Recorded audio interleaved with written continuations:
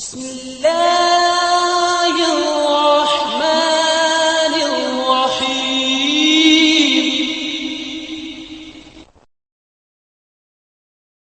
پیارے بچوں، یمن میں ایک قبیلہ آباد تھا جس کا سردار حاتم تائی تھا۔ اس کی سخاوت سے دنیا کا ہر شخص واقف تھا۔ آج ہم آپ کو حاتم تائی کی سخاوت کا ایک قصہ بتاتے ہیں۔ کہتے ہیں کہ روم کے بادشاہ کے دربار میں ایک دن حاتم تائی کی سخاوت کا تذکرہ ہوا۔ ایک شخص نے بتایا کہ حاتم تائی کے پاس عمدہ نسل کا ایک گھوڑا ہے، وہ خوبصورت اتنا ہے کہ جو بھی دیکھتا ہے اس کی تعریف کیے بغیر نہیں رہتا۔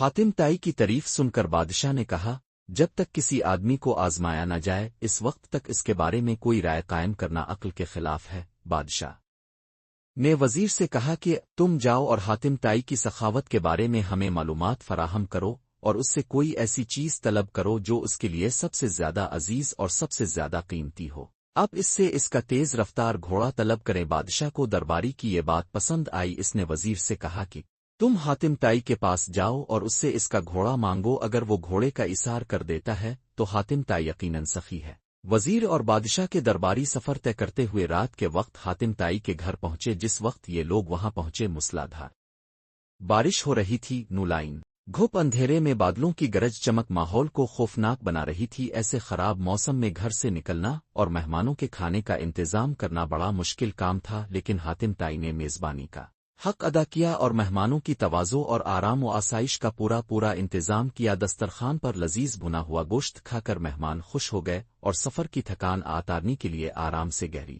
نیند سو گئے۔ صبح کے وقت بارش تھم چکی تھی اور فضا صاف ہو گئی تھی۔ درخت دھلے ہوئے اور ٹھنڈی ہوا چل رہی تھی۔ ناشتے کے دوران وزیر نے مہمان نوازی کا شکریہ ادا کیا اور کہا کہ ہمارے بادشاہ کے سامنے آپ کے گھوڑے کی بہت تعریف کی گئی ہے۔ بادشاہ چاہتا ہے کہ آپ اپنا گھوڑا ان کی خدمت میں نظر کر دیں۔